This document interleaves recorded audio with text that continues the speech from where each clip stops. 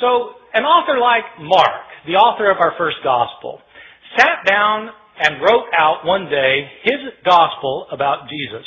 Now, we don't know where Mark actually lived. Some scholars have thought that Mark maybe lived in Rome. So let's say he lived in Rome. Mark writes his book. Well, how does this book get into circulation? The problem is we're dealing with an age in which there were no Xerox machines. There wasn't desktop publishing yet. No PDF files. In fact, there wasn't carbon paper. How did people get copies of books? Well, in the ancient world, the only way to get a copy of a book was to copy it by hand. One page, one sentence, one word, one letter at a time. Mark makes his book, and somebody in his community wants another copy of it. And so that person either makes a copy himself or has somebody else make a copy for him. Now, part of the problem is that in the ancient world, at this time period in the Roman Empire, probably something like 90% of the population was illiterate, couldn't read or write. So not anybody could just make a copy. And most people who could write couldn't write very well. And so somebody makes a copy. We don't know who it was who made the first copy. We don't know if this person was competent or incompetent, but he made a copy. And probably, if he made a copy of this book by hand, one page, one sentence, one word, one letter at a time, he made mistakes. Now, my students sometimes have difficulty believing that people make mistakes when they copy things by hand. And so I tell them, well, you sit down tonight and copy the Gospel of Mark and see how you do. Well, in fact, they'll make mistakes. Now, here we have a problem created, because we have the second copy of Mark that is also put in circulation, and somebody wants a copy of Mark, and so they copy the copy. But the copy has mistakes in it. And so the next person who copies it copies the mistakes, thinking that they're the original wording. And the second person also makes mistakes of his own.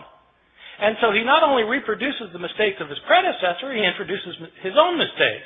And then another person comes along and copies that copy, making the mistakes of both of his predecessors and creating mistakes of his own. And then that book gets put in. And pretty soon you've got copies around the city of Rome that are all different from one another.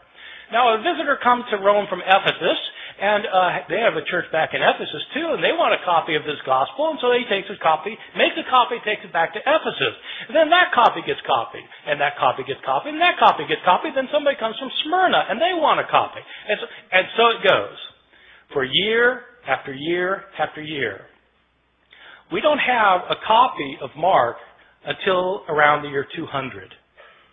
About 150 years after Mark was originally written.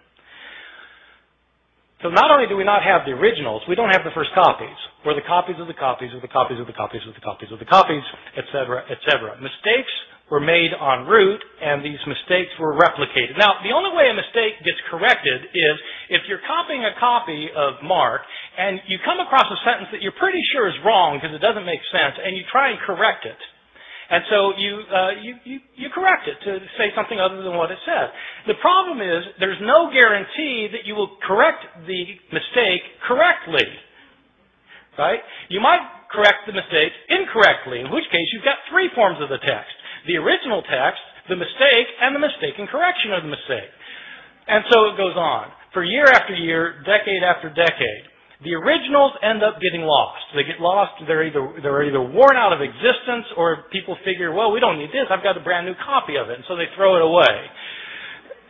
And all of the books of the New Testament, all 27 books, experience the same fate. And so that is the situation we're dealing with. This is not a situation that's unique to the New Testament. This is a situation that we find for every book from the ancient world. Every ancient book has this problem.